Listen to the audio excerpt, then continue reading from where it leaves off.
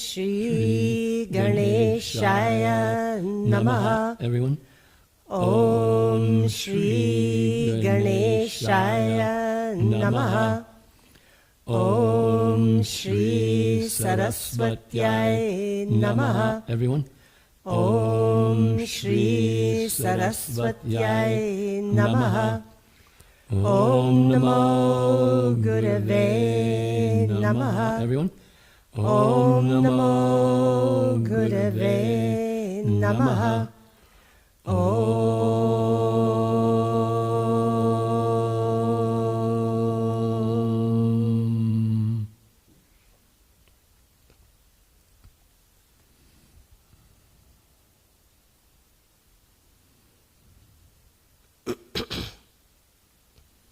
So I want to open this morning by talking a little bit about Sanskrit metrics and basically the Sanskritic tradition in general.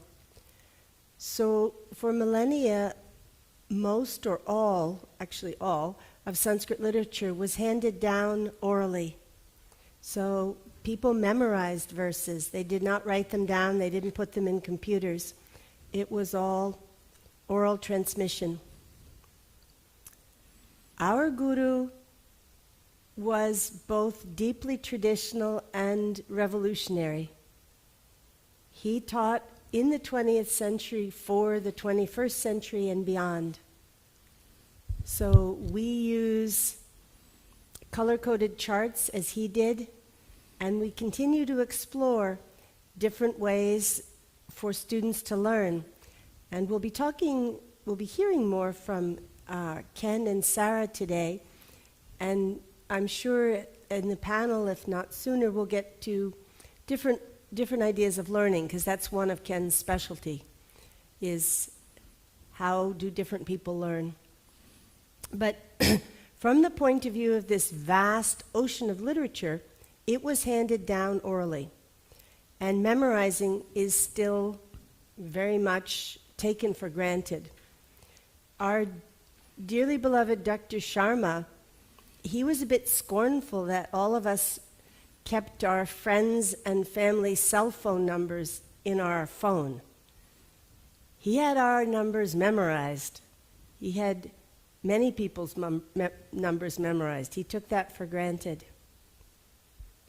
Anyway, in order to make this oral tradition work, most of the literature is written in two forms: verses or sutras. Most people are familiar with sutras in terms of the Yoga Sutras, but there's a lot of other sutras. There's much written in sutra form. Narada Bhakti Sutras, Gurji did one summer here, and it's a lovely work. And Panini has been called the first and best descriptive linguistics. That was all written in sutras. Today we're going to talk more about verse. So verses can exist in many, many different meters. And we have explored many meters, and we were taught many meters. I taught an online metrics class in the first year and a half or so of the pandemic, and I was astonished. I kept thinking I'm going to run out of meters. And then I kept looking at everything I'd been taught, and I found, oh yeah, we didn't do that one yet. A lot of different meters. What is central to correct chanting in any meter is the series of heavy and light syllables, or short and long. So my father was a seaman, and he exposed me to Morse code when I was a little girl. So I still think of these a little bit as in Morse code terms, long, short. But the correct Sanskrit term is guru, which means heavy. Guru means teacher, but as an adjective it also means heavy. And laghu is light. So the two of the three verses we've done this weekend to date have been in Anushtup, or what is sometimes loosely called Gita meter or shloka. That meter is a little less strict than some meters. You have elasticity over some of your heavy and light syllables. The verse we're going to do today, which is a favorite, is in a different meter where there is no elasticity. It's either a long syllable or a short syllable. But before we dive into that, we need to explore how is something guru and how is something laghu. And that's beginning metrics. Guruji taught us metrics mostly call and response. He would sometimes say the name of the meter, and he certainly knew a lot of meters. But he taught us by he would lead and we would follow. And one of the things that was very shocking to me a few years ago, we were doing some digitizing of his tapes, and I listened to a tape from a period where I thought I was already pretty good at chanting, and I could hear my voice. I was terrible. I wasn't catching the beat properly. And Guruji led us in this one little bit longer meter, not necessarily the easiest, but he's leading, a whole group of maybe 20 people, and he did it maybe 5 times. And at the end of the 5th time, we're still not that great. And he said, okay. And he moved on. And it was wonderful. So as he did that, gradually we got better. It sunk in. But he created this atmosphere where it was okay for us not to do it perfectly right away. And gradually we found the beat, we heard it. So I think that's a wonderful way to think about. You can learn meters purely by call and response, and you can get very good. But what is helpful is to understand the very basics. So if you take your packet, toward the end of the packet, should we go through a number of the pages for a minute? I thought of that, but it might take a while. It won't take long. Okay. Let's make sure your pages are numbered in that way for the rest of the day. It'll be simple. I personally don't have a pen. Yeah, I guess we can grab one. Sure. Thank you. So, it's okay. So page Thank 1 you is so simply much. our invocations. Page 2 is clearly our alphabet. You can write these numbers at the top. So 1 are our top page invocations. Alphabets, page 2. Yeah, Page 3 is Jalabindu, however you want to note that. The first words in English below the Devanagari are Jalabindu. That's page 3. Page 4 is the practice with all those, the grid of all the consonant vowel combinations. Page 5 is the beginning of compound consonant work. It's got a lot of just print on that page. At the top bold is how to form compound consonants. That's page 5. Page 6 is a continuation, and the top bold is hang one letter under the other. Page 7, a continuation of compound consonants. The first bold heading is make a new letter. That's 7. 8 is Om Asato Ma. excuse me, while we're on page 8, I just want to comment, this is Vedic and it's a bit different. So this doesn't come into normal classical Sanskrit metric category. Number 9 is this grid of compound words with compounds in them. First grid page after the compound consonant descriptions. Page 10 is our Vakratunda mantra that we were doing earlier. Page 11, another grid of compounded words, a lot of grid work and words with compounds in them. Writing practice with some good examples. Right. At the top in bold it says compound consonants, mostly method 5. Page 12, continuation of that. And at the bottom it gets empty because we finished everything we wanted to finish above that. Page 13, very brief introduction to Sanskrit meter is the first bold heading. Page 14, Kayena Vacha, which we're going to do in a few minutes. Beautiful verse.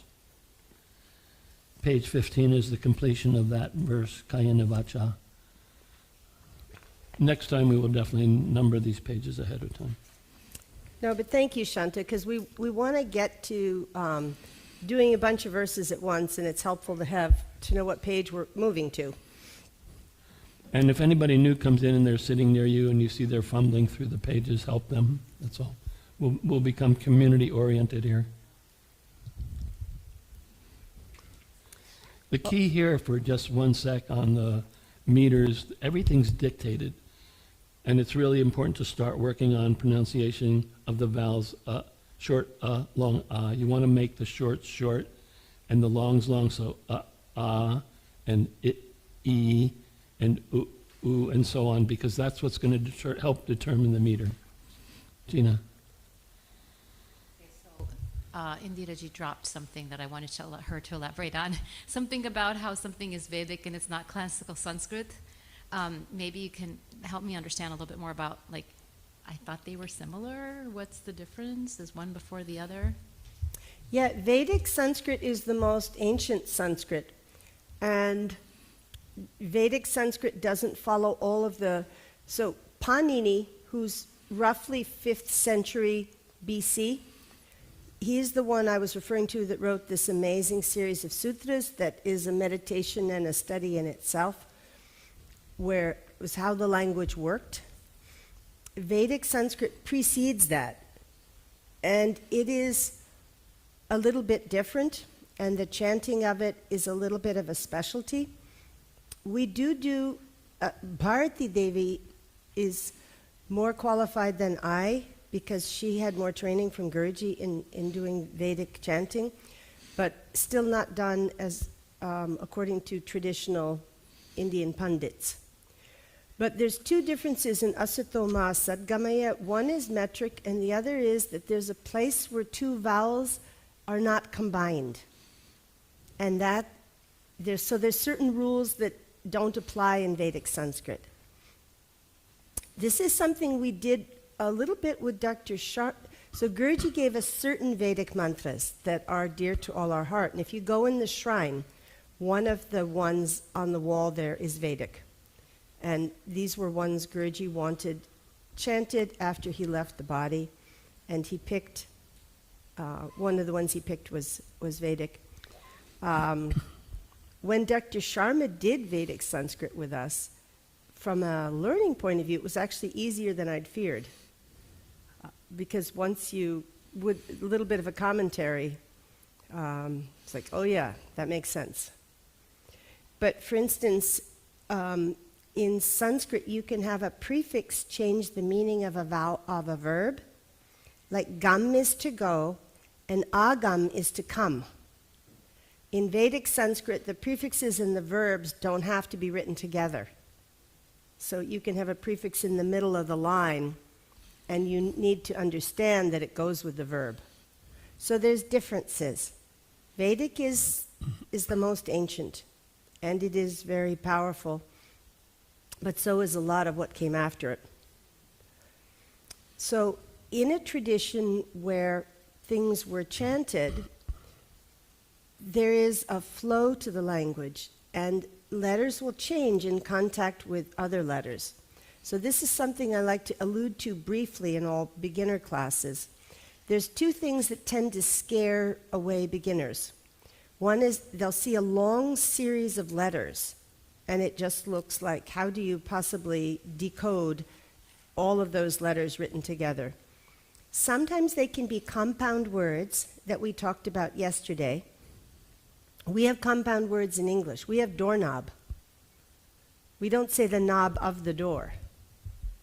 Those of us who have had Spanish know that some places Spanish does say, honestly, I don't remember about doorknobs, but they will have knob of the door in another context at least. So compound words exist in all languages. Sanskrit does wonderful poetic things with them. And that's part of why you'll see things in Devanagari written together. we will put a dash to show you how the words separate. And we'll see some of that today with this morning's verse. The other thing is what we call sandhi, and that's that letters change when they come together, which we do in English also, but we don't, English is not phonetic. So this isn't the best example, but it's all that comes to my mind. Don't you think, right? Sometimes it turns into don't you think, right? That's a little bit, that doesn't sound like terrible English. Don't you think, don't you think. We've made a little bit, the sounds have come together, they've gone through some changes. So we'll point this out as it shows up in verses. But once you learn some basic rules, these long, long strings of letters naturally separate out and you can understand what you're reading. So now, never mind understanding, if you're trying to chant nicely, you make your light syllables light and your heavy syllables heavy. And as Shanta said, you want to know clearly that you are not confusing the two. But there's some asterisks here, and we're going to be looking at it. So I've taught metrics a lot of different times. This particular handout, I combined two explanations, and you can kind of read whichever one makes sense for you. But I think the bottom makes a very easy example. If you go to alternatively, you can think about this like this. That's one of my summaries. Simple, short vowels. The diphthongs are long out of the box, but the simple, short vowels. So what's our simple vowels? A, I, U, R, lr. Repeat. A, I, U, R, lr. The simple vowels are pronounced in only one part of the mouth. So if it's a simple vowel and it's a short one, so that would be A, I, U, R, lr. And it's generally light. It can become heavy if it's followed by a compound consonant, an anuswara, or a visarga. So a good example with the visarga, if you go to page, thank you Shanta for having us number. If you go to page 3, this one we've been chanting all weekend, but now we're going to look at it a little bit differently in light of what's guru and what's laghu. So automatically diphthongs are going to be guru or heavy. Do you want me to go to the camera and refer as needed? Yeah, it couldn't hurt. You could point. Mm-hmm. Great idea.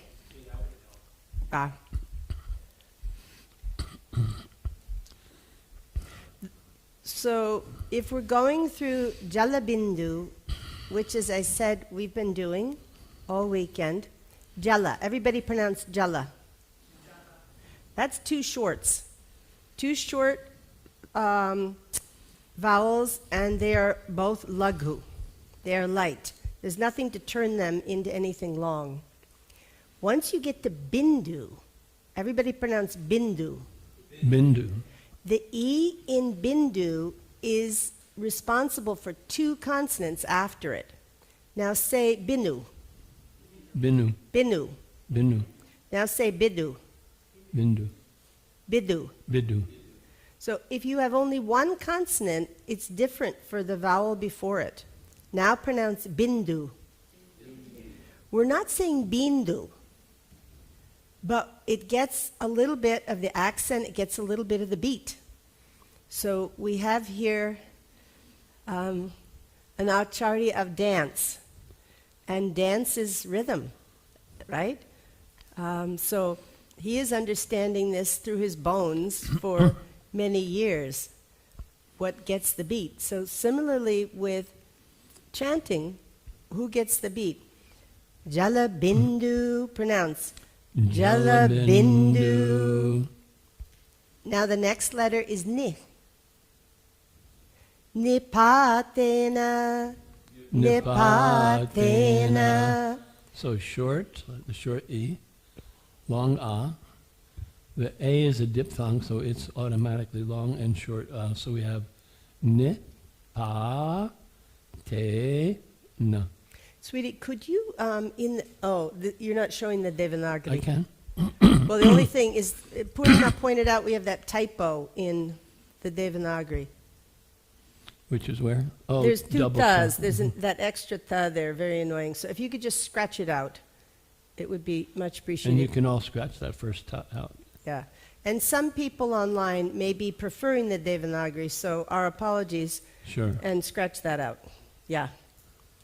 So we are going Jala bindu nipatena. Jala bindu nipatena. So the na, nipatena, is followed by a compound consonant, which is the kra. Nipatena. Nipatena.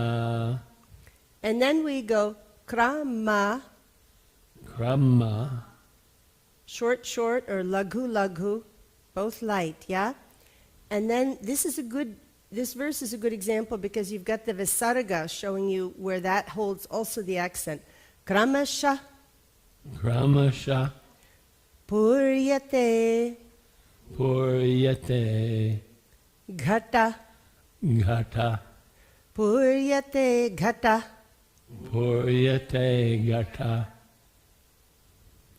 So just to clarify one thing, Sweet, this short E in Bindu is normally short, but it's followed by a compound consonant, making it longer. It is still a short E, Right. but it is what we used to say metrically long, and the Sanskrit term is literally guru. And as a complete aside, the Panini for this is brilliant, because Panini teaches it first that what's the definition of a heavy syllable? It's one that's followed by two consonants, and then he says also a long vowel. Anyway, complete aside. So you can learn all these and chant them beautifully and correctly just by listening, and you don't need to think about it. But as you are learning new verses or continuing to explore on your own, it's helpful to know how this should be done. This meter is shloka. It is the most elastic meter. So it's not going to be the same every verse you chant. And that's a challenge for Bhagavad Gita, many, many texts. You will have this meter, and if it's a meter where all of them are the same, excuse me, you can autopilot it. So what we ended up, sorry, I need one of those throat things. What we ended up chanting to our granddaughter to put her to sleep a few years ago was Shiva Mahimna Stotram. Thank you. Shiva Mahimna Stotram is written in Shikarini, and it's a very long stotra. It takes like 20, depending how fast you chant, it can take like 25 minutes to go through the whole thing. So you just kind of enter that ocean, and every verse has got the same series of beats until you get to the end where there's a few different meters. But Mahimna Paramte, and then the next verse is Atita Pantanam. So always the same. What we do in this ashram, at the end of fire ceremony, we have Brahmanandam Paramasukhadam. We should have brought a copy of that, because that would round it out. anything that you chant in that meter is going to have the same beat. Gita meter, different verses, there's a few constraints. What the fifth syllable, I always forget until I look it up. I think always has to be long, possibly short. But it's 8 syllables, that is consistent, but there's more elasticity in this. It doesn't matter. If you hear it chanted by somebody who knows it correctly, you're going to naturally do the right longs and shorts. But it is good to know where all this comes from. Why don't we chant it? Well, let's go. I was thinking we'd do the second line. Let's chant this whole thing first. Okay. Jala Om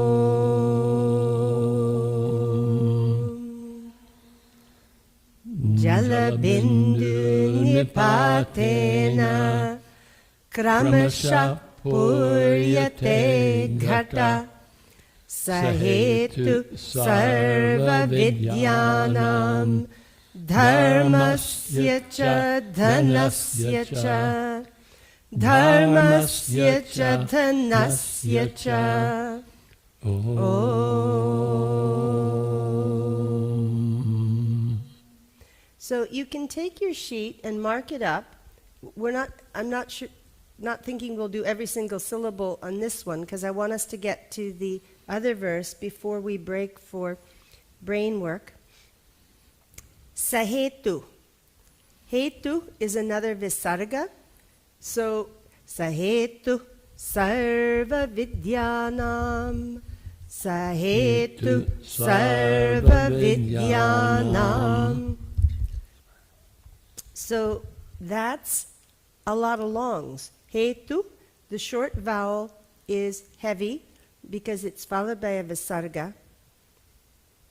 The sa is guru because it's followed by a compound consonant. Anyway, this is not designed to be full explanation of, or full review, whatever, but this one page tells you an awful lot about what you need to know to chant correctly. Now, how are meters divided? There's, leaving aside Vedic meters, which not an expert in. Regular meters are divided into how many syllables there are in a line and how many longs and shorts, syllabic instants, they say in a line. So definition number 2 we are leaving aside completely today. And it's a little bit less common, though not so uncommon. So the verse that we're going to do, I don't remember what it's called. This one I learned from Guruji many years ago. I've taught it. So in my notes I have the name of the meter. But what I would do mostly is I start to sing something and it turns out correctly. But that's with experience. If you don't have experience of a meter, first thing you do is you count the syllables and then you look at what's the pattern of Guru and Laghu. So this gift from the unknown is what Dr. Sharma and Shanta named this. This is a lovely verse.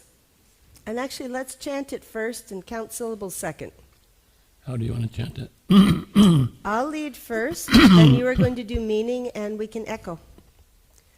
Om.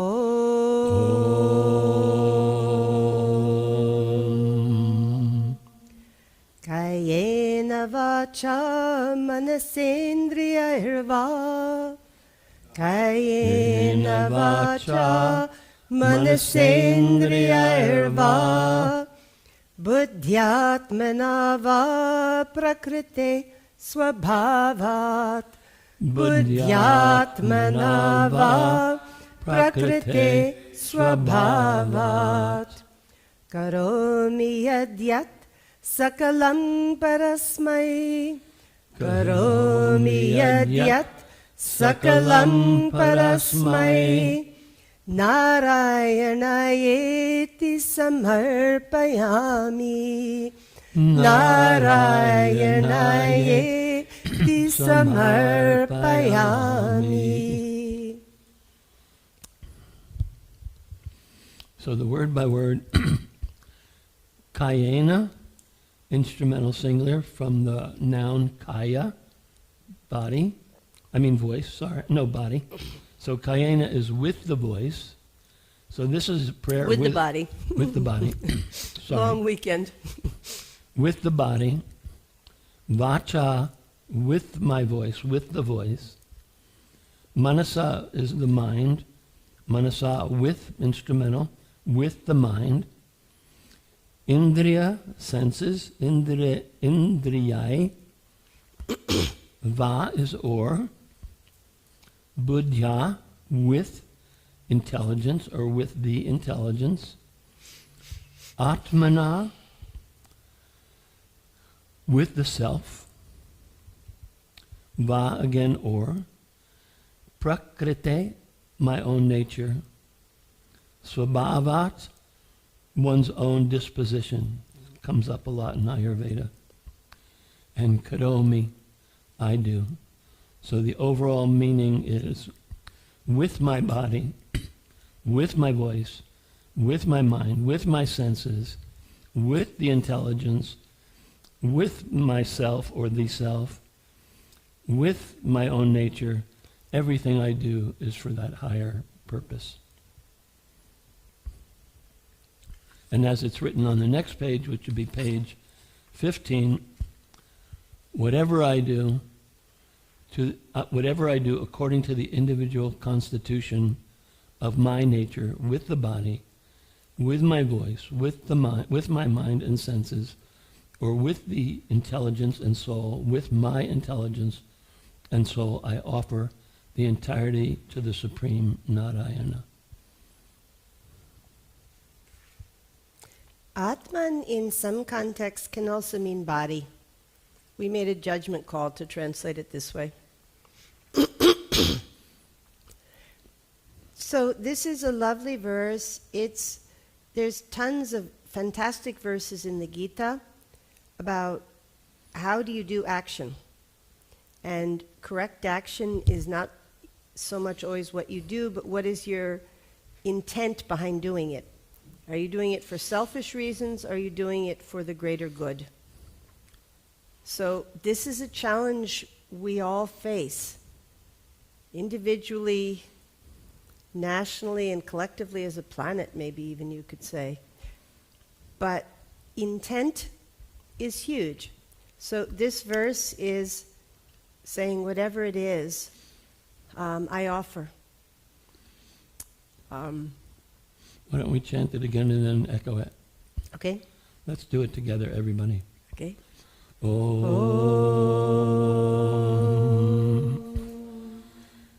Kayena Vacha Manasendriyarva Buddhyatmana va Prakrite Swabhavat Karomi Yadyat Sakalam Parasmai Narayanayeeti Samarpayami. So now we're going to echo it. I'm going to do little pieces and then Sweetie, why don't you come back up front? Okay.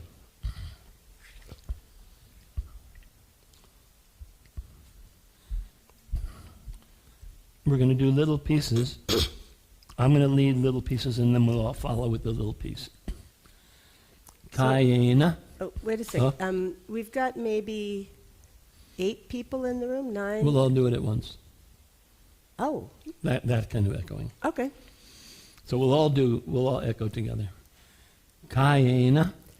Kayena, Vacha. Vacha, Manasa. Manasa, Indriyai. Indriyai, Va. Va, Buddhya. Buddhya, Atmana. Atmana, Va. Va, Prakrite. Prakrite, Swabhavat. Swabhavat, Karomi. Karomi, And then on to the next page. Yad yat. Yad Yat, Sakalam. Sakalam, Parasmai. Parasmai, Narayanaya Narayanaya iti iti samarpayami. samarpayami. Beautiful.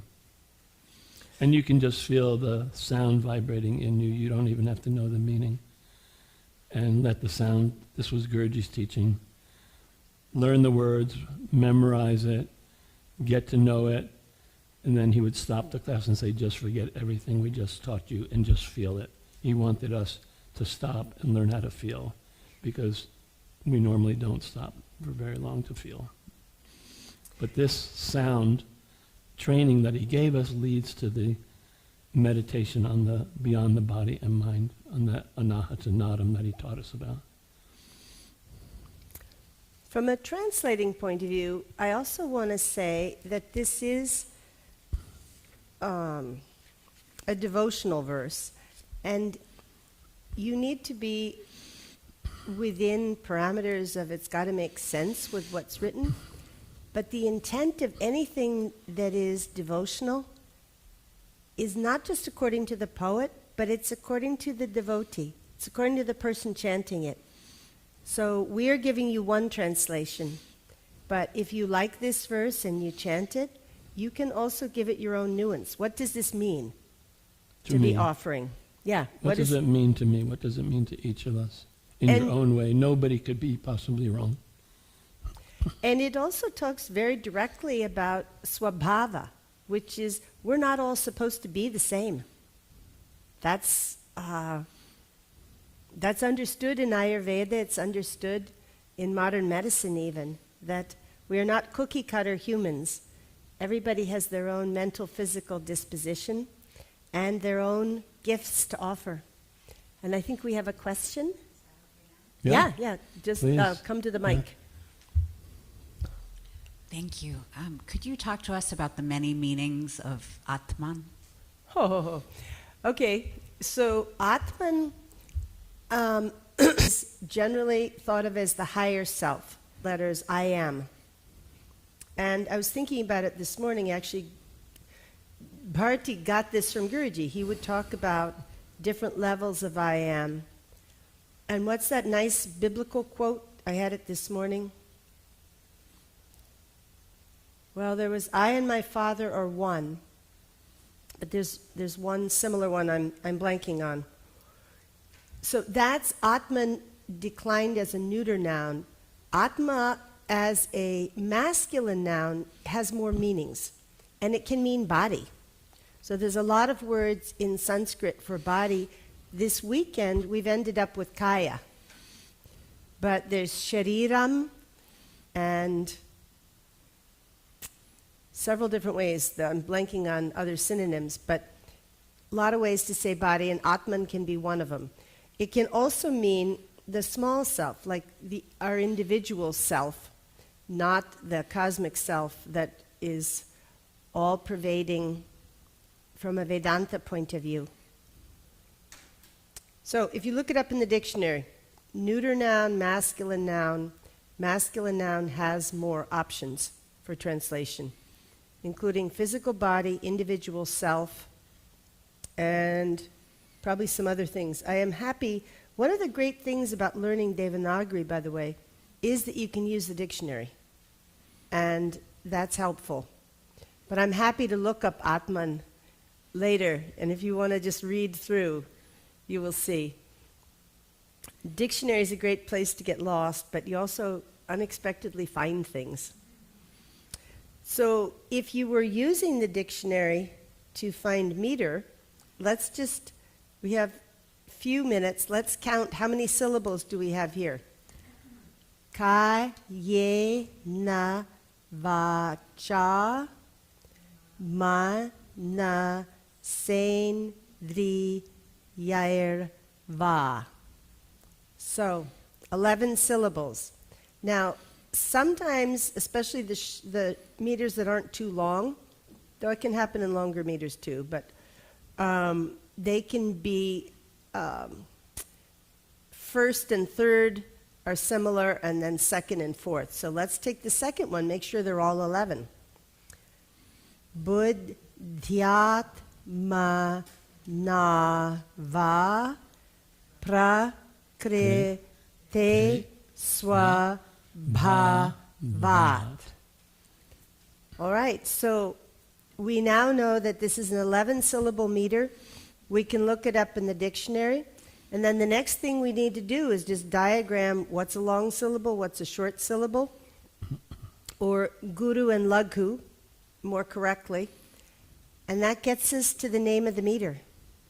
But as far as chanting it, the most effective way is how Guruji taught us.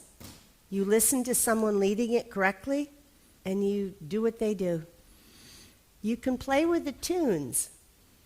And we have played here, and Naren has some South Indian tunes that sometime we're going to sit down and he's going to teach me, hopefully. But you don't screw with the beat. Dr. Sharma had a nice little quote, which I can't remember, but it was like you could turn one word into another word, but you don't lose the meter. And this year, I've been working with some texts that have a lot of typos, and sometimes I can figure out what they were supposed to be because there's an obvious break in the meter. And it's like, okay, that word that line that doesn't make sense has a syllable in it that isn't the right length. So then I can deduce the meaning. You can do forensics. Yeah. Why don't we chant this and finish? Sure. Let's do it all together.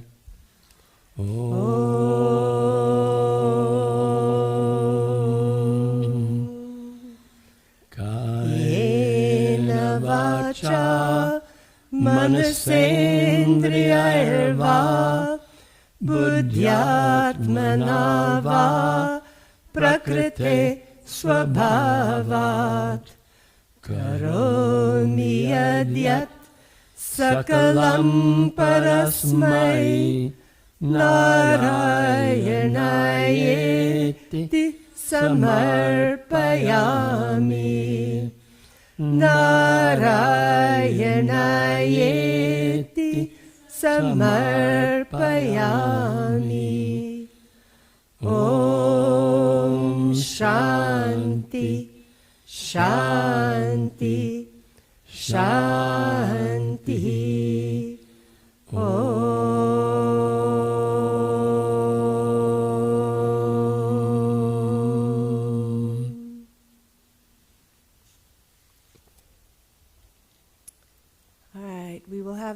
a couple minutes changeover, and then we will have more grace to learn about the brain.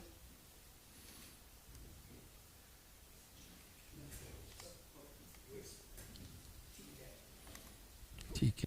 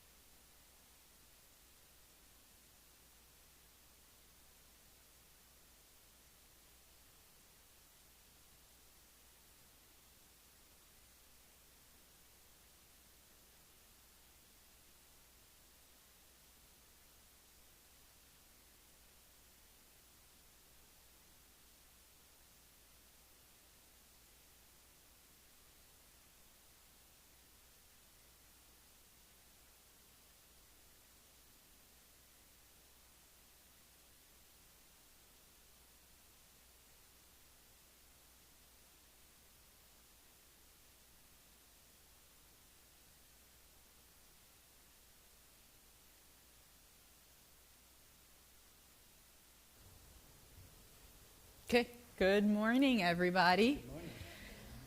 Hope you're all doing well. For anybody new here, I'm Sarah, this is Ken, and we are leading the neuroscience portion of this exciting weekend. We wanted to take a moment to address some of the questions that had come in yesterday and also give the online audience a chance. If you have any questions that you wanted to, we have left a few minutes for that, so feel free to type it into the chat box. Seth is on lookout for them. And meanwhile, I'll pass it over to Ken. So there's two questions that came in yesterday for language and the brain. Right. One of them was on hearing loss and cochlear implants versus... or general hearing loss. Yes, and how that affects the reorientation in the brain. And the second question was on, you answered briefly, but the fact that we're moving towards typing and not writing less and less these days, how that affects language and the brain development. So let me, first of all, good morning, everybody. It's great to be working together in this last major session before we transition to the... Is he on? Yeah, I don't think you're, maybe it's not on. Let's see. Do something wrong? No, I think maybe it's just not on. Oh. Let's see. Was it not on? Try Seth, again. Can you hear me? No. Is it out of battery? Oh, now we I hear hear it. it now. Now. Yeah. Okay, you're So, on now. Okay. so we're looking forward to today. Not only one of the things we're also hoping to do is to broaden the discussion, even in this part, from what the science is doing to what we need to do going forward, and how we can integrate this work into more systematic yogic approaches. So we'll get to that. In terms of the two questions, just briefly, and they're both great questions, and I would be happy, Seth, to follow up with a more detailed and maybe send some information to the folks who asked the questions if they'd like. But with regard to the question of the hearing loss and the development of language and the development of, I focused on the development of oral language, speaking and listening, for which we're wired in so many ways, and written language, reading and writing, and how they come to become integrated and reinforce each other. So good reading depends on good oral language early on. We've done a lot of research on even babies and their response to speech, predicting their reading and literate language abilities later on. But also we know, and this is really kind of fascinating, that when you learn a written language of any sort, when you learn to read and write, somewhere maybe at age 5 or 6, that not only does it depend on good oral language, that we know, but it actually strengthens oral language. So becoming literate, becoming a reader and writer in any language strengthens your speaking and listening and your comprehension. So in the brain, they all get nicely mixed together. And that raises the question that was given to us, which is, well, what happens if you have a child who doesn't hear and therefore doesn't have the oral language strength? What can we do for those kids? I can tell you just a couple of things quick. One, on average, children with hearing loss tend to struggle more with oral language. That's not a surprise. And in school, on average, they tend to struggle more with literacy, with reading and writing. What we know, though, is there are two kinds of kids that we study in our research who are deaf. There are kids who become deaf, who become sign language communicators, and that's in this country it's ASL, American Sign Language.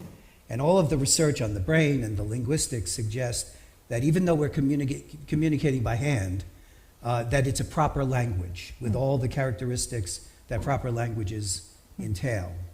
And up until recent years, most congenitally deaf children there wasn't a cochlear implant facility as there is now. And the development of deaf signing, of sign culture and sign language is a fascinating and important thing.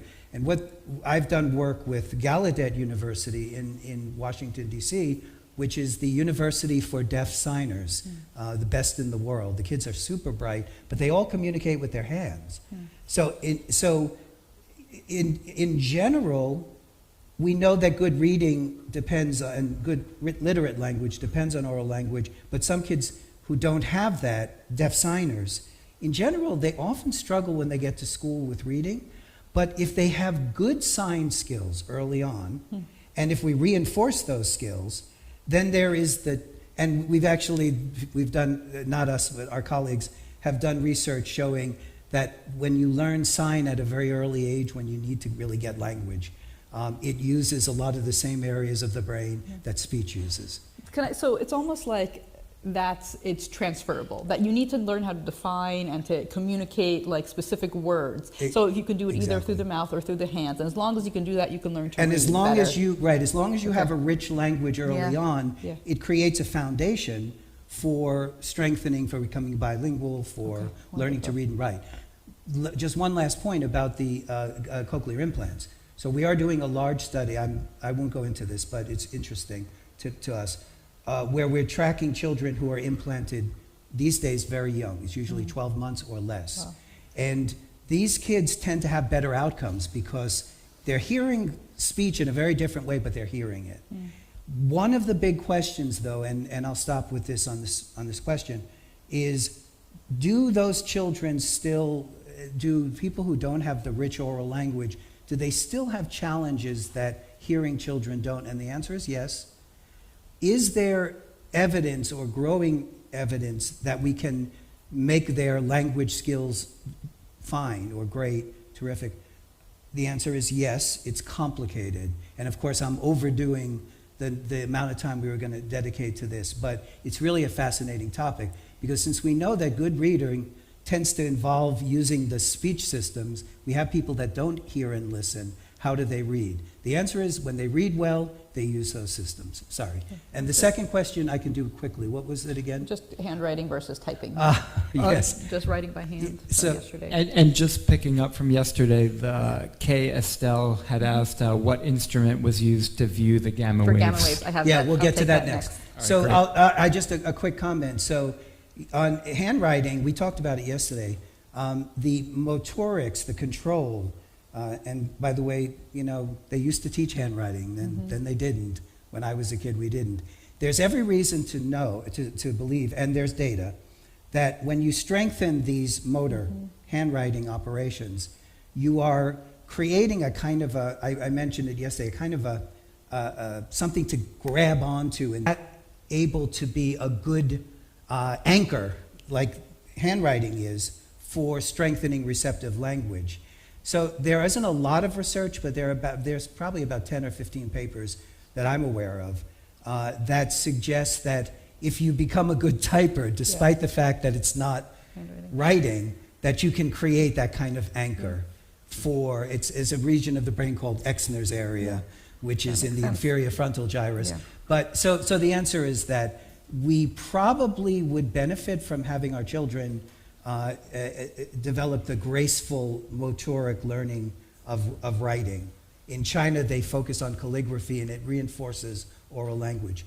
But again, that's... Okay, good. Well, that just also demonstrates mind-body connection, right? Right. You need, in order to talk well, it helps to have a motor component. And what Indra was saying, that Sanskrit is a kinesthetic also, that you're writing to embody the language that we're learning. Exactly. And then the gamma question. Waves, yeah. So what I spoke about, gamma waves, that's measured by EEG, electroencephalogram. That's a machine that measures the electrical activity of the brain. You can see what parts of the brain become active, at what speed they're active, and you can also tell for what parts of the brain are connected by which parts of the brain are firing exactly in sync. So the gamma waves is picked up on EEG, which is that study that I showed with the meditators and the hot red spots in their brain. And that's different from this, which is testing the blood oxygen use of areas. It takes a little bit of time until the changes start to show up on the FNERS machine, which is what we're showing up top, and fMRI. Mm-hmm. Any other questions come in, Seth, or should we okay to And move on? one quick addition. So this measure of the fMRI is really good at finding where things are in the brain, and EEG at when they're happening. So we tend to combine them. So the machine that we have upstairs, we have another version of this where we combine the two. Yeah, EEG and F nerves, Yeah. yeah. And question. So, oh, sorry, was that a If, question? if a deaf child Mhm. is getting a lot of help with signing Right. from the guardians or parents, Right. and the hearing child is getting a lot of help from the guardians or parents, is there any sense about how equal or unequal that can be, or there's no way to know that right now? You mean in terms of their long-term outcomes? Yeah. Well, again, the more rich the early language, and we really, especially at Gallaudet, because I've been an advisor on an NSF project there for years. The early childhood stimulation, parents learning sign if they're not deaf, and being able to communicate. These are for kids who are not candidates for cochlear implants or don't want that. So they need a rich language, and what you can show is, and there's a lot of evidence from Gallaudet, their longitudinal studies, that yes, if you have strong, rich sign environment, you develop very strong communication skills that can approximate the typicals. The only minor glitch, and I'll make it brief, is that when you learn to read, if you are an English speaker and not a deaf signer, because sign language is not English. Sign language is its own language. So when you have to transition in first grade from listening and reading to speaking to reading and writing, did I say that right? Listening and speaking to reading and writing. In sign, there's an extra step. You're actually doing bilingual because you're going from your language, which is not English, even though they can fingerspell, to another language. So there are other reasons why reading can be tougher and in many cases never catch up in deaf signers despite their strong language skills. So that maybe was a bit too in the weeds, but I hope that answers. On a second note, Yeah. as a baseball player, we used to play the school for the deaf in high First, they have the issues with the whistles and all. They have people on the sidelines that are giving, but they're great kids. Fascinating. Fascinating, yeah. It's a thing in and of itself. Yeah. Sorry, go ahead. One comment and one question. So, sorry, comment first. Some parents I know are doing sign with. I'll come back. Oh, Oh. do you want some water? We have some water. Would you like some water, dear?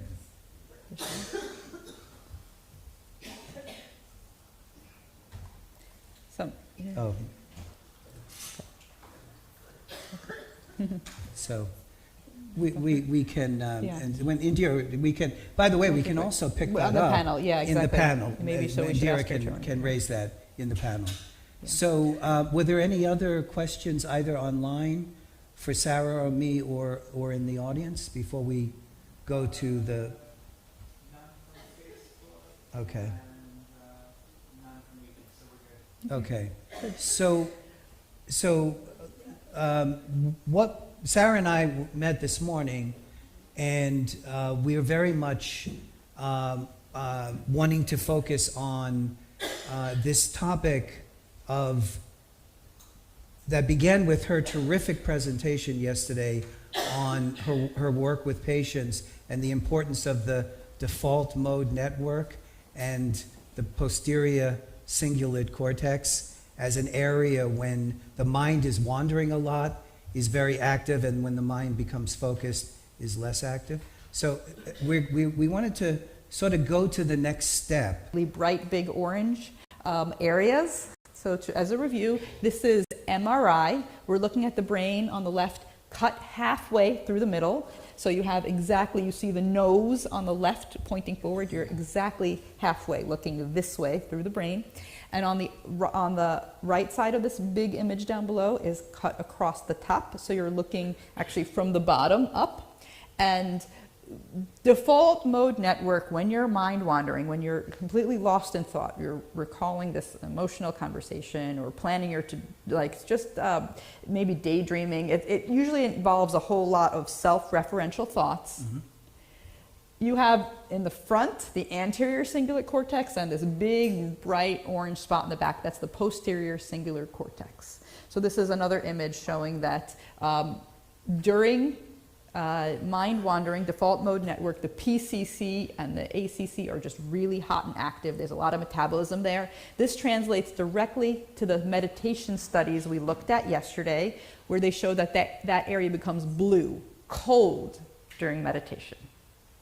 So you're up and down, and just what the picture on top is showing a little bit, that this is showing, it's really hard to see, and I won't go in, but you can see different areas that are activated, and this one paper is trying to show how the brain can go from various networks, from different areas in and out when they're in different states. And the states that they're talking about is the default mode network on, is this also a pointer, by the way? Or Yeah, not? there's a pointer in there. Do you know how this works? It's the one at the top. Okay, great. Yeah. Okay, the one on the top. So here you go. Okay, so this is the default mode network, which maps into this image down here. Okay. And this word here, it's hard to see, but it says anticorrelate. They're showing that this is different from here, and this is what they're calling the central executive network, meaning that default mode is sort of random, spontaneous thoughts, and central executive is when you're controlling, planning, actively thinking.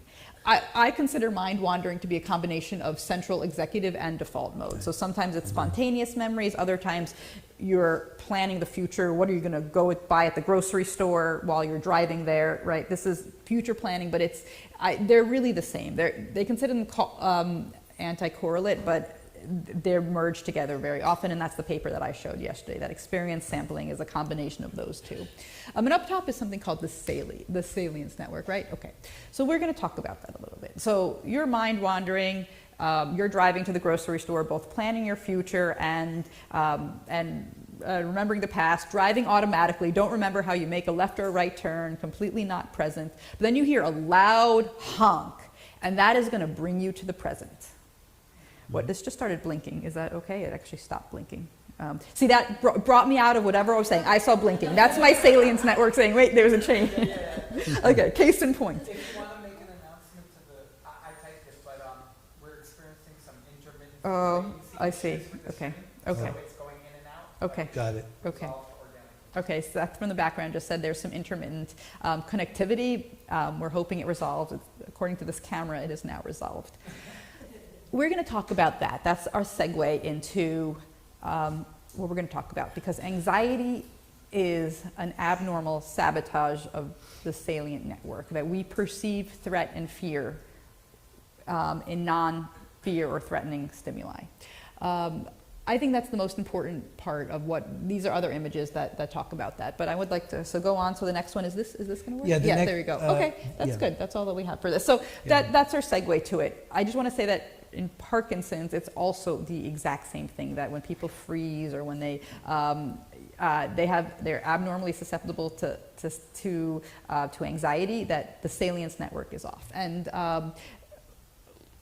you want to jump into here? Yeah, sure. So this is just a recap for how we're going from last network to, we're talking about mind wandering to control, but the other network we're learning to control with meditation is the salience network. That's what's connected to the amygdala. Right. And this is just a quick reminder that most of the research, including the kinds of things we're measuring upstairs this weekend, and the kinds of things that Sarah was telling you about when you're in the mind wandering or you're in a more focused state, these networks will shift.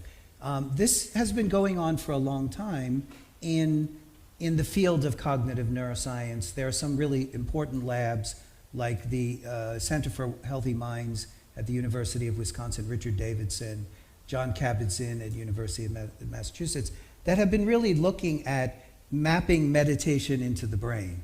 And as you can see, most of the research, first the definitions, it reflects the act of conscious taking control of endless movements of minds and emotions, bringing the mind into a one-pointed state. And the research, using these devices and cognitive measures and EEG, have tended to focus mostly on focal meditation, mantra, breath, something where the mind, and which Sarah talked eloquently yesterday about, bringing the attention to one thing, the toe, or something else. So focal meditation has received a lot of research. There's also work on more the witnessing kind of meditation, which can alternate with focal meditation. But there's research on what some of the brain correlates are of techniques.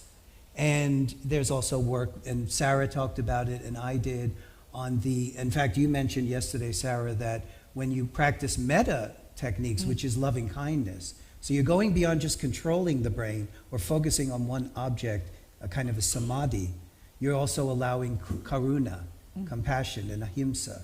And as those emotions come out, Sarah suggested that there might be an added gain with regard to that default mode network quieting down, that posterior cingulate quieting down. So this is where the research goes on. This is kind of what we're doing in the study we're looking at this weekend as a function of what you're experiencing, Sanskrit, and also what your level of experience, and we're asking folks what their experience was like when they went through this. So this is sort of the biomedical world. But one of the things that Sarah and I wanted to just spend a few minutes before we end with the focus on anxiety, which I think requires its own few minutes because it undermines, as Sarah just said, it undermines our ability to be here now, to be one-pointed, to gain control over the default mode network via the increases in salience network and things of this sort. I want to remind us of this, that,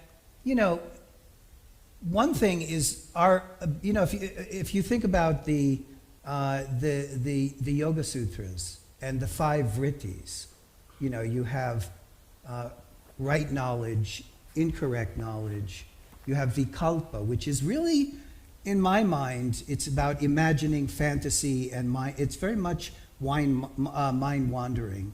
And it can be, just leave it for a second, vikalpa. And then, of course, you have nidra and smriti, memory. And a yogi needs to gain control of these states to be in a state of correct knowledge, pramana, rather than incorrect knowledge, to be able to bring the mind to one-pointedness rather than into too much vikalpa. So this is, the yogic teachings are very clear that we can, when we talk about the brain states that are changing, we're getting control through these deep processes like the Astanga Yoga and others. And as we walk through the day, one of the things that we have to balance, you think about it, the mind wandering, the vikalpa, if you will, or the default mode network, I'm making a parallel. What's it good for?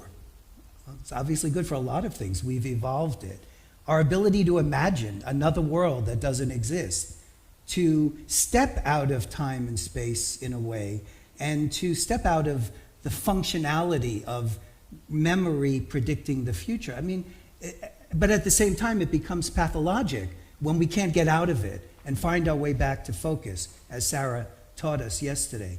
So one of the great challenges, I think, of living a mindful life is balancing our ability to imagine and create and our ability to maintain an efficient distribution of energy, because as Sarah showed, if the default mode network gets too strong and is associated with things like anxiety, which we're going to shift to in a minute, then life is not well lived.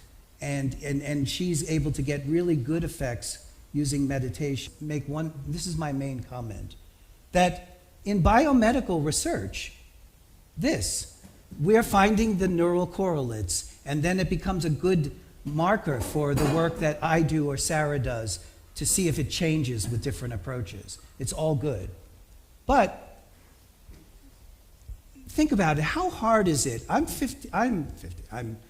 67 years old, and I practice meditation hours and hours and hours every day for 50 years. And it's still hard for me to not fall into neurotic default mode network drowning, right? And you all know this. We're here to, and Bharati brought this out last night when she talked about, in my mind, Bharati, when you were reading from Dr. Mishra what Sanskrit is really for and what living outside of the limitations of turning inward is all about. And so here we are talking about the science and the ability to use techniques meditation techniques are very powerful, and amazing work is done with them, as Sarah showed her work, and work others are doing. But it's also really hard to master all of this. And much of the research so far in the West has focused on different techniques and what they do to the default mode network. But we know that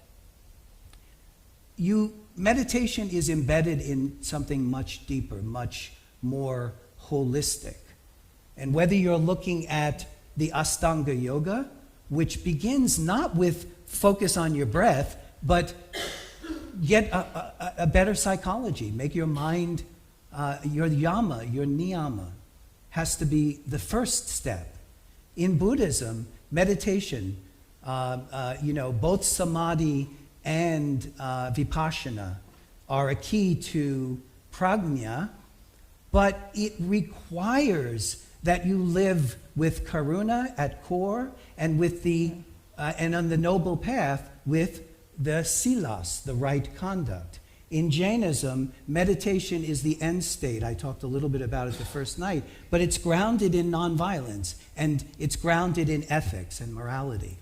And so when we're in the laboratory here, and we're studying meditation, and remembering that in the world we live in the ashram, meditation sits as just one tool in personal transformation, in the kind of holistic, lifelong pursuit of enlightenment, for want of a better word, however we envision enlightenment in different approaches.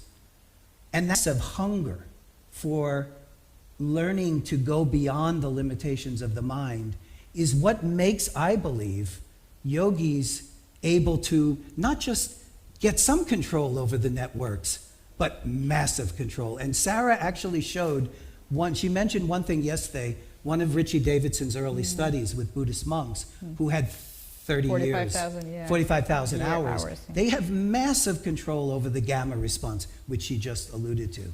So here's what I want us to think about, and maybe in the discussion this afternoon, and then we'll quickly sort of wedge out of this.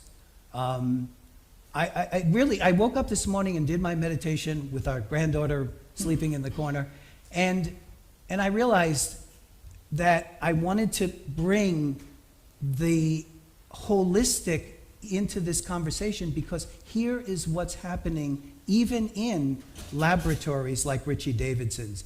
They're beginning to turn their attention to how does a systematic approach of gaining control first of the psychology and then eventually of the brain processes, how does that lead to non-dual awareness? How does that lead to seeing the world as it is? And so I had a slide I showed the first night. I won't bore you again, but looking at extremely advanced Buddhist monks who are able to go into a state of a sustained non-dual awareness, and looking at how their brains, and again, it's a work in progress, but looking at how the brain does this. So what's the take home? What am I trying to say? It's very simple.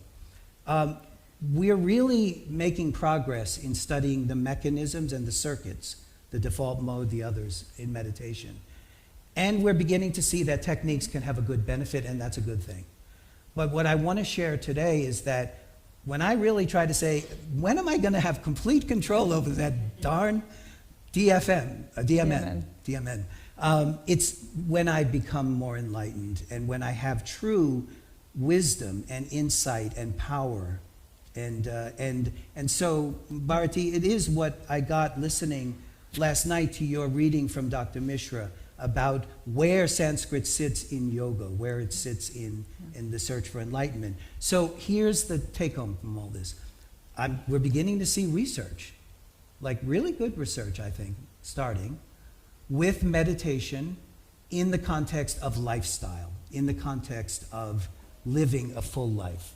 And with that, we want to come to the last topic, and I'm going to let my less verbose and more precise colleague speak to this.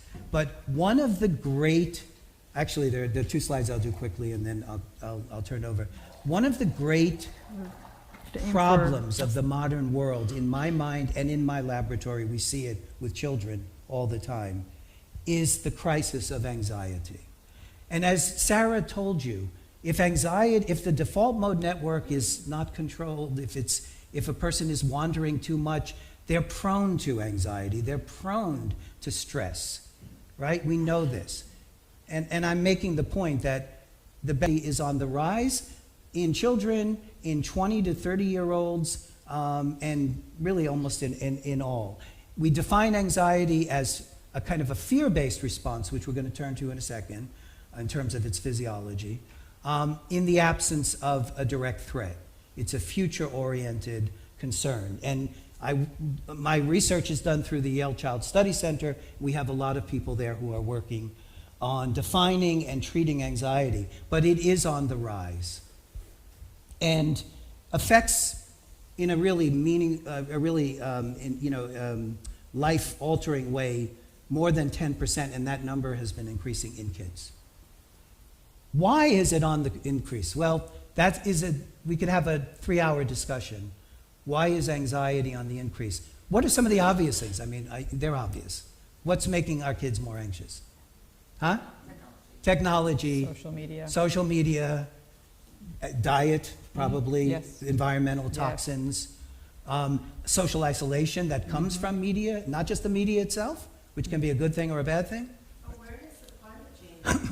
Awareness of climate change, of the political hate that's out there, of the wars that are out there. Anxiety's on the rise.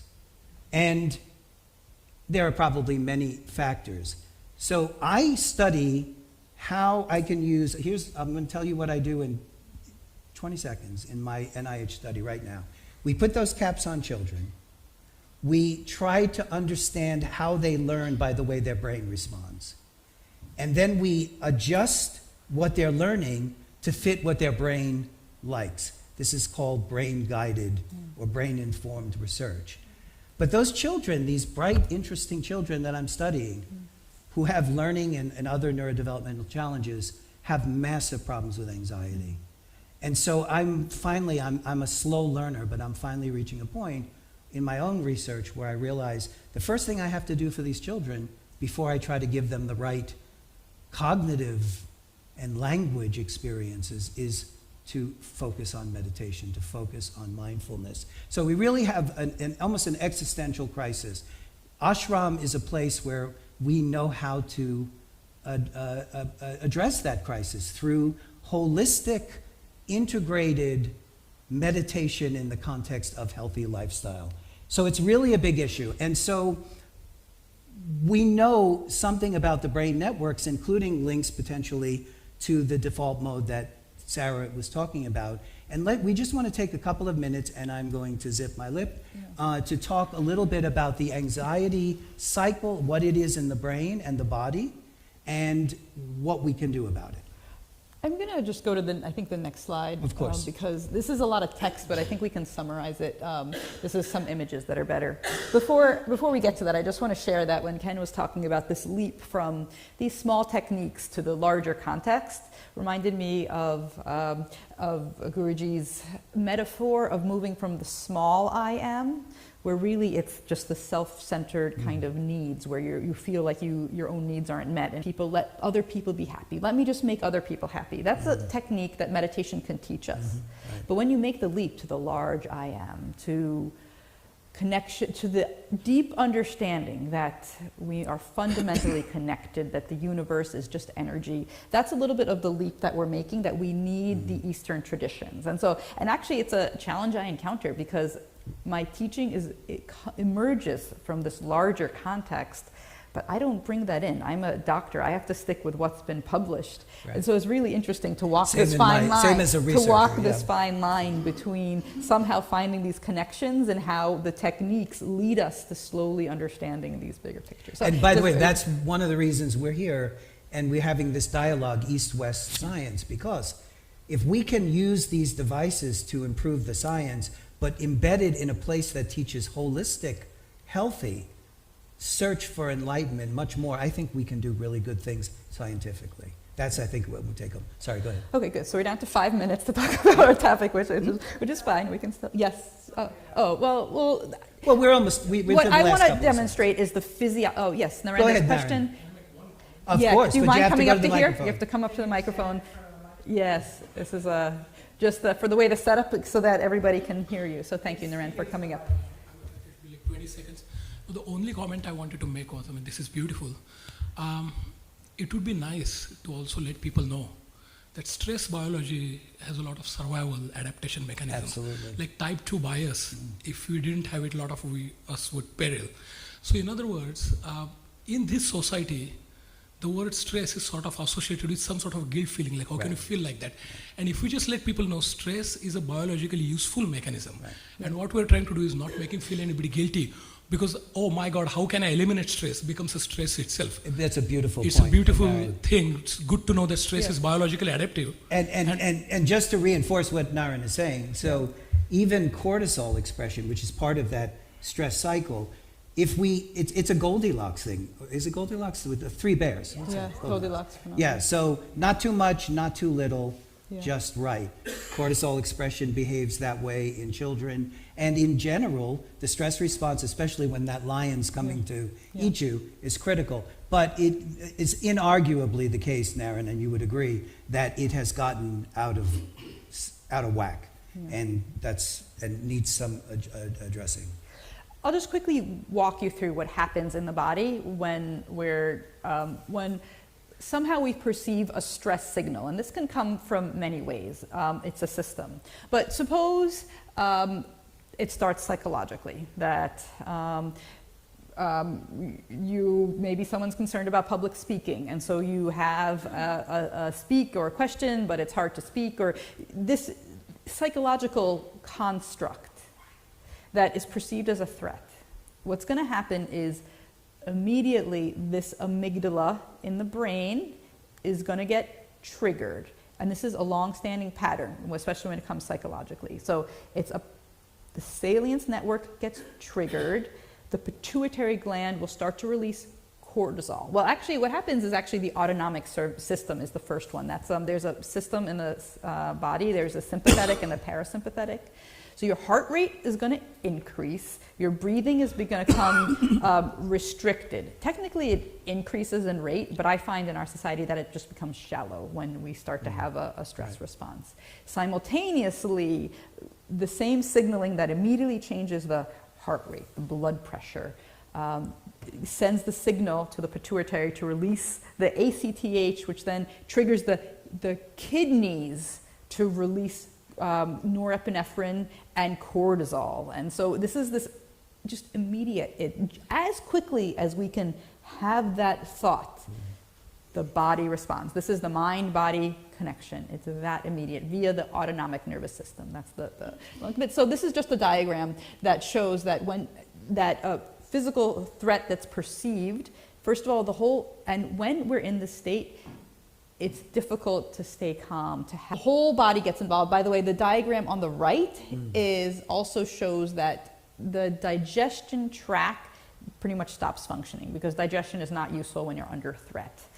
So that's a parasympathetic rest and repair system. So you need to be in a relaxed state when you're eating to digest food. But this threat can also come then from, if you encounter if you're having a conversation, sometimes you feel it in your body first. It's like your heart starts to feel a little uneasy, and that could then just make you feel uneasy. So the threat can come from different ways. Your stomach could start to feel not well. It could be your stomach that is not healthy either. It's your biome, you ate something, and that can also trigger this cascade. So it's this many directional system of the body that when we're under stress, that meditation does help us control. So first you have this instance of recognizing a stress. So I recognized this was blinking, and the first time I thought about it for a second, is this something that I need to pay attention to? I ultimately decided, yes, let's just see why is it blinking. Exactly. But there's that element of deciding, and that's the frontal system coming and saying, do we need to pay attention to this? That meditation helps give you that control. And I think I'll move on to see what else Ken wanted to talk. Okay, so this is, and we have a lot of research that shows that as people learn meditation, they change the amygdala signaling. So that has been a really hot topic in research, the amygdala, and it's sabotaging their brain. But it's true, the research supports that, that it can lessen that connectivity and strengthen connectivity to the hippocampus instead. That's so they're both located. Oh, sorry, in the temporal lobe near each other. Yeah. But essentially, when you can just slightly dampen that strong link, that strong neural connectivity, is when you're starting to get better control of thinking about a situation, responding instead of immediately reacting. Yeah. What else did you want to say? No, I think so again, Sarah focused us yesterday on the default mode, and there is this cycle from default to amygdala, the fear response, to the stress response, into the production of cortisol and others.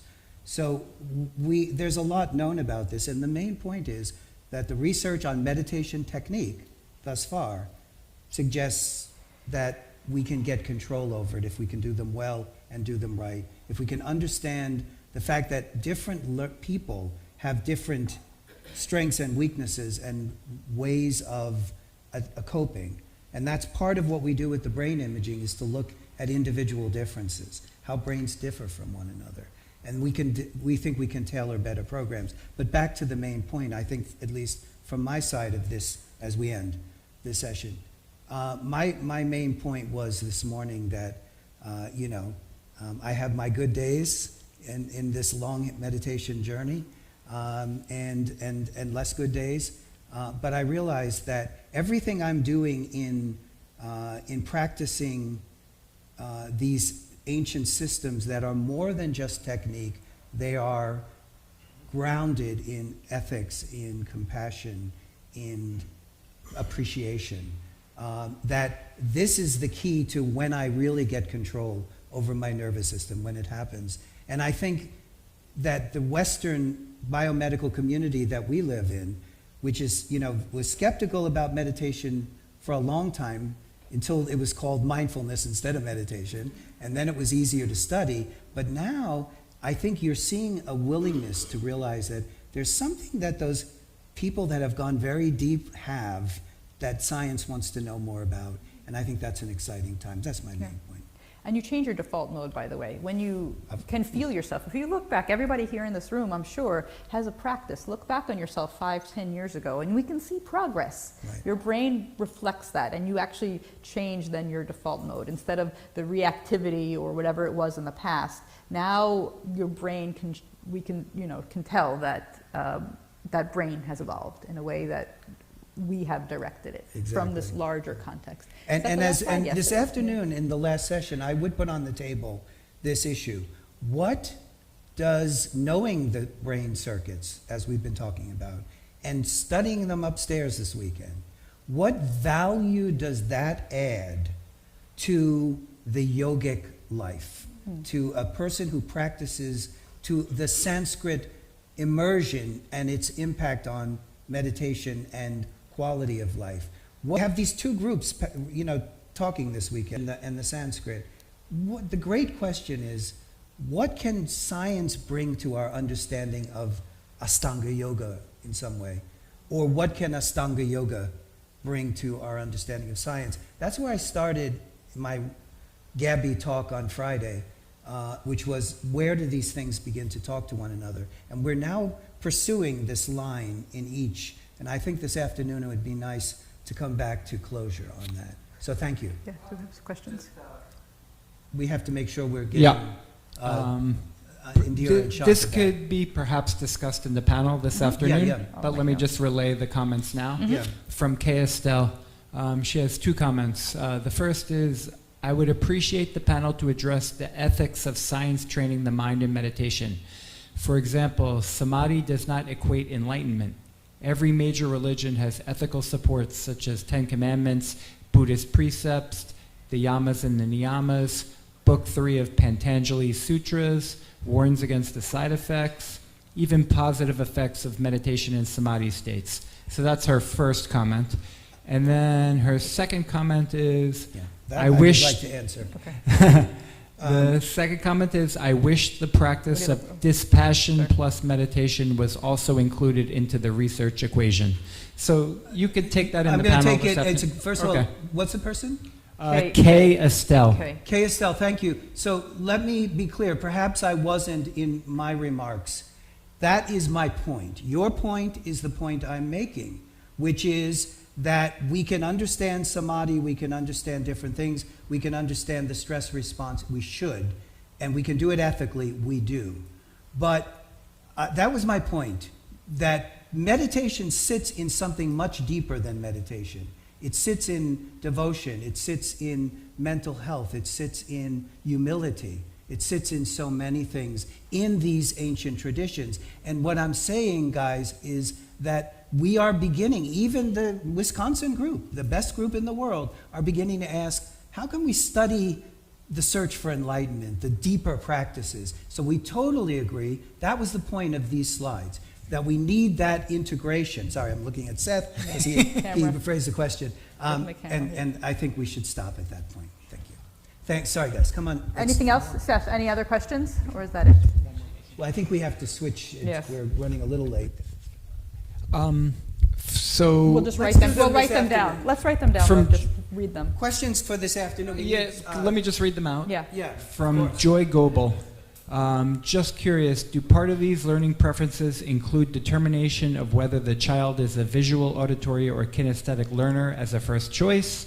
And are techniques such as heart math proven to be beneficial in controlling the default mode network in your studies?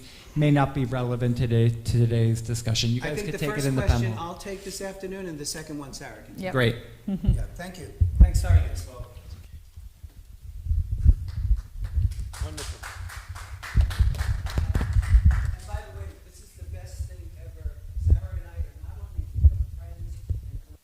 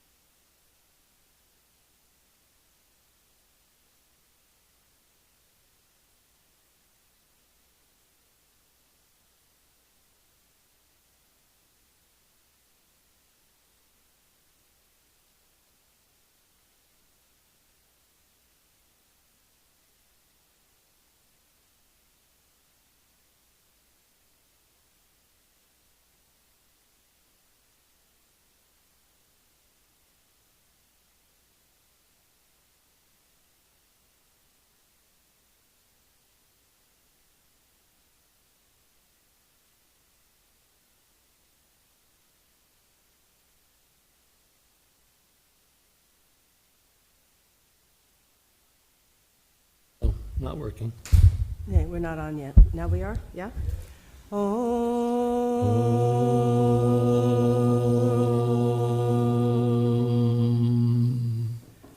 Om Shri Ganeshaya Namaha. Om Shri Saraswatyai Namaha. Om Namo Gurave Namaha.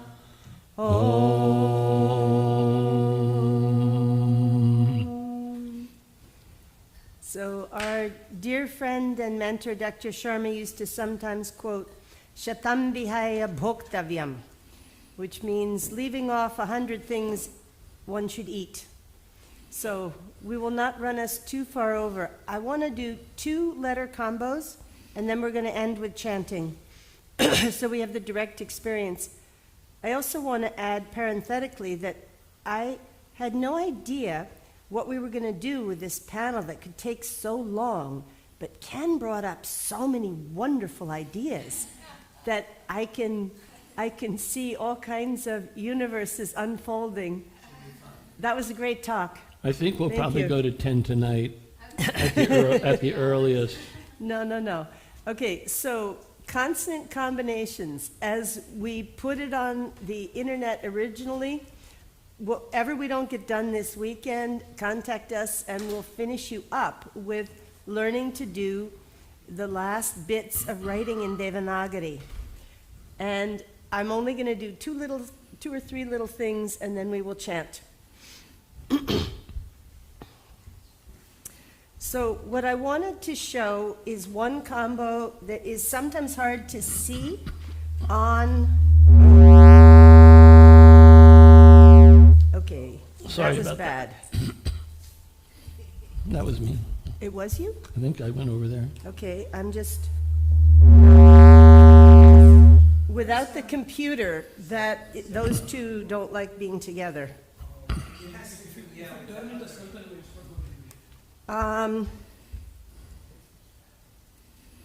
Seth leaves and everything falls apart.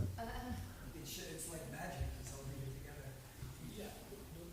If you don't turn the computer directly as a feedback. Okay, I have an idea. How about if Shanta talks and I write?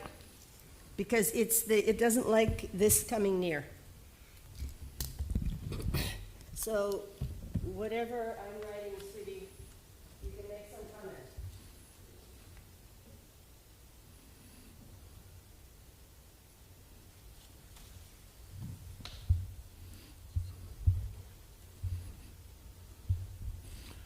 You're almost upside down.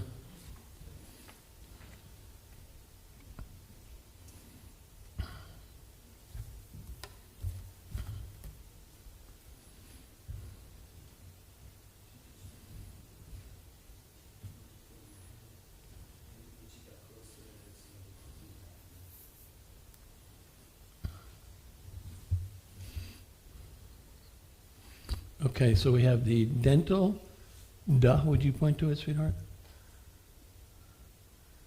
Could you do the English first so we can be specific? We have the do di da ya or whatever it is in the David. The whole sign, so I took out the ah. So the vowel plus the ta.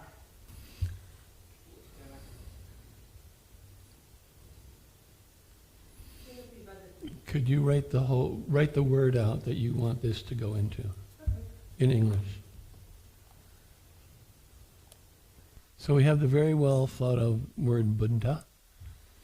It starts with a labial ba with a short u. And then we run into a duh, a dental duh with no vowel, and it doesn't have a nice vertical line that we can drop. So normally what happens now, you will write that consonant that doesn't have that nice vertical line in full. And then you're going to hang the next one, the daha, from it underneath. Now we've done some hanging underneath before. This is a little bit unusual because the daha, would you write the daha all by itself? The daha, which has a nice break in the top line, has to maintain some break even when it's hanging below. So you see the gap at the top of the daha that's hanging, where it's going toward the upper consonant. You have to maintain that gap, because if you don't, we know the daha looks just like the gaha, except the top line in the daha is broken and the top line in the gaha is not broken. But that's how that daha hangs from the da and intersects down below at that, near that intersection with the loop of the da above it. Very unusual.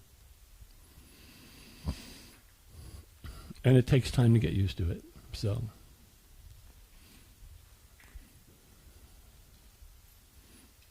we'll do one more compound and then we're going to chant our brains out. Options with palatal sha. If you can repeat. Pardon? Options with palatal sha. Ashba. So why don't you write it out in English completely?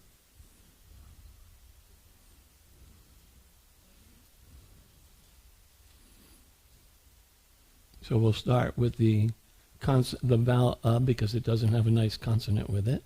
So we go up to the vowel chart and make our Now the sha-va combination is very interesting.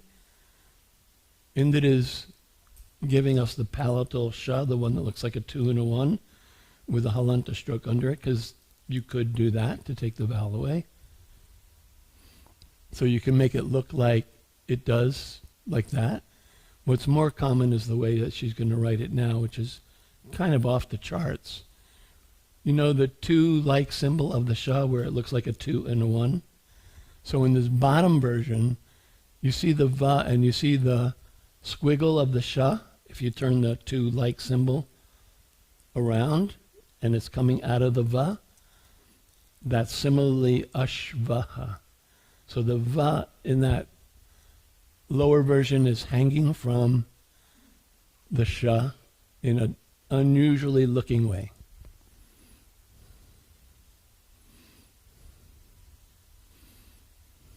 And you could also write that sha coming out of the va, out of that intersection at the top of where the va meets the vertical line. She'll show you. Write the, you want me to come to it? Okay. The sha should come down and intersect the top of at the top of the va where the va meets the vertical line. Oh, that's this one. That one, but intersect at the top of the va. You're close enough. Close enough. Okay. 3 good options. Yeah. So, if you can repeat for me, one that is very common is sha plus cha, because cha means and. Yeah. So we get a lot of sha before cha. Now if you have like ashvaha, it's got that visarga, the H with the dot underneath it at the end. When it's going to be followed by like cha, which is a palatal cha, the visarga is going to change into a palatal sha with the palatal cha coming right after it. So it's going to have to look like, again, what Indra is drawing, where the squiggle of the sha, when it looks like a 2 and a 1, is getting kind of turned around on the vertical line with the cha underneath it. Excellent. I think this is enough of the writing, and now we're going to chant a lot to end our morning. So we're thinking just to chant each of our 4 verses, one after the other. So we'll all get to the same page first for each one, and then we're going to chant together. How much time do we have? We have time. So the first one, Jalabindu, on the 3rd page. I want to comment just...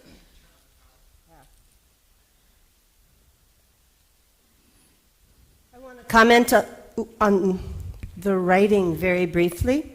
So I wanted to show the da-dha, because in many books it will be a little bit smushed up and hard to see clearly depending on the size of the font you're reading. And it comes up in so many very powerful words like buddhi, intelligence. So that's a good one to know how to write. The other one is just to point out that the palatal letter sha has a final vertical line. So you can just drop that line and combine it with the next letter, full freedom. But the options I showed you are really more common in books, and both are completely correct. So especially I wanted to not leave this out because the palatal word cha means and. So in many verses you will see this and that and that. The verse we had today, we had this or that or that. But commonly in verses you will have the conjunction cha, meaning and it can often, as Shanta said, go into sandhi and you get the scha form. So there are other important compound consonants, but these 2 I wanted us to at least fit in this weekend. So, to go to chanting energy, we will start. We'll start with Jalabindu, which is on the 3rd page.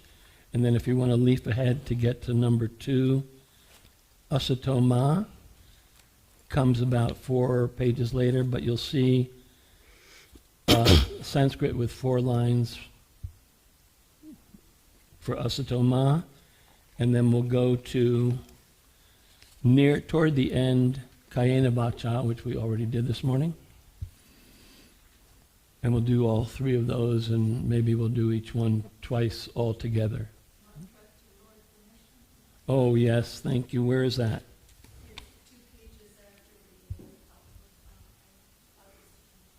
Okay, so we're going to do Jalabindu, 3rd page, Asatoma, about 4 pages later.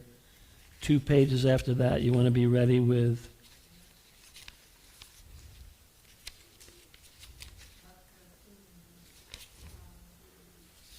page. So if we're just going by pages, we've got 3, we've got 8, so 3, 8, and the next one should be 3, 8, 10, 14. Does that sound right? Those are our verses for the weekend. So let's do them all together. We're going to start with Jalabindu on page 3.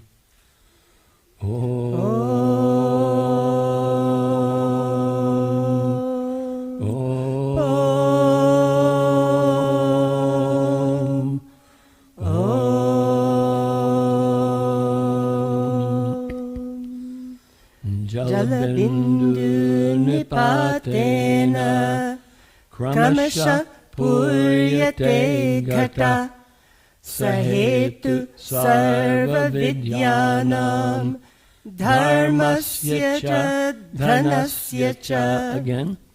Jalabindu nipatena kramasha puryate ghata sahetu sarva vidyanam dharmasya cha dhanasya cha. You go into page 8, Asato Ma.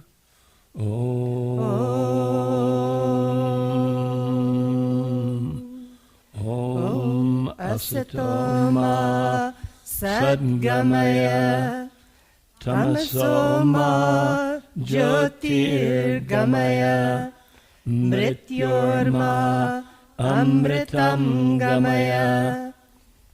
Om Shanti Shanti Shanti.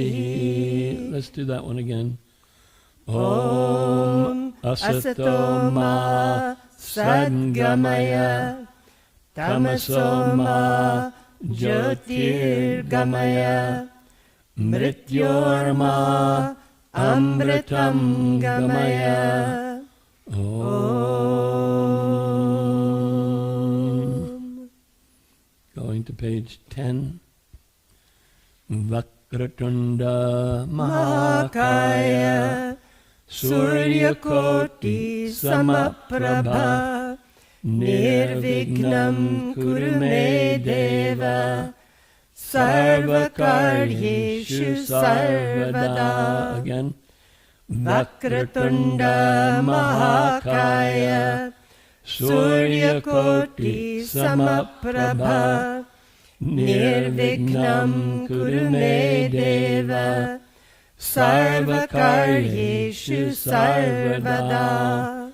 Om. And page 14. Kayena Vacha Manasendriyarva Buddhyatmana va Prakrite Swabhavat Karomi Yadyad Sakalam Parasmai Narayanayeti Samarpayami. Narayanayeti Samarpayami. Om.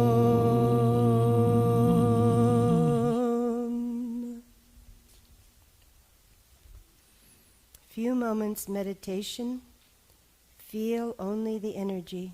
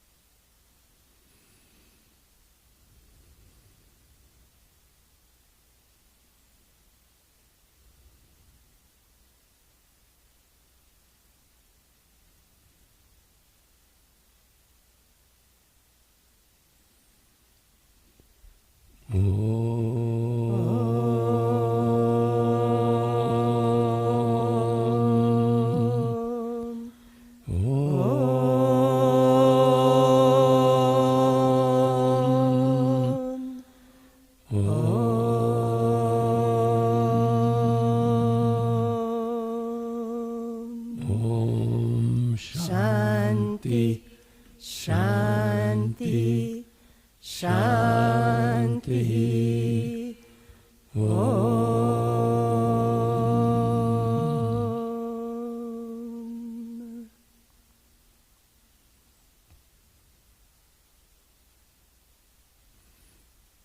Thank you all, friends. We're going to break until 2:30 Eastern, when we will return here for a wild panel discussion between science versus Sanskrit. And we'd like everybody to attend because we want everybody's input. Not just science versus, but science with Sanskrit. And continued creative questions. Yeah. Think about your questions over the lunch break and bring them back and type them in. Yeah, Seth is reminding us, if you can think about your questions over the lunch break, type them in so we are ready during the panel discussion to roll with answers or discussion or both. Thank you.